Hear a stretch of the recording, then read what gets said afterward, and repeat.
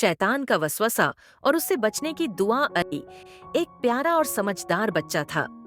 वो हर रोज नमाज पढ़ता और अपनी अम्मी की बात मानता। एक दिन जब वो मगरिब की नमाज पढ़ने लगा तो अचानक उसके दिल में ख्याल आया, बस एक गेम खेल लूं, फिर नमाज पढ़ लूंगा। ये सोचते ही उसने मोबाइल उठाया और गेम खेलने लगा। अम्मी ने देखा और प्यार से पूछा, बेटा, नमाज का वक्त हो गया है, तुम मोबाइल क्यों खेल रहे हो? अली ने शर्मिंदा होकर कहा, अम्मी, मुझे लगा एक गेम खेल लूं, फिर पढ़ लूंगा। अम्मी मुस्कुराई और बोली, बेटा, ये शैतान का वसवसा है। जब भी तुम्हें ऐसा लगे ये दुआ पढ़ो, आऊज़ु बिल्लाहि मिनश शैतानिर रजीम, मैं अल्लाह की पनाह मांगता हूँ शैतान मरदूद से। ये दुआ शैतान को दूर भगा देती है। अली ने फौरन ये दुआ पढ़ी और उसके दिल का बोझ हल्का हो गया।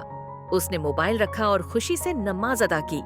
उस दिन से जब भी शैतान कोई बुरा वसवसा डालता, अली ये दुआ पढ़कर अपने आमाल ठीक कर लेता।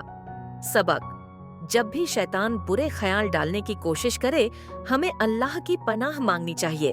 बच्चों, अगर आपको ये वीडियो पसंद आया तो लाइक, शेयर और सब्सक्राइब करना न भूलें और मजेदार इस्लामिक कहानियों के लिए दीनी टून्स चैनल को सब्सक्राइब करें। शुक्रिया।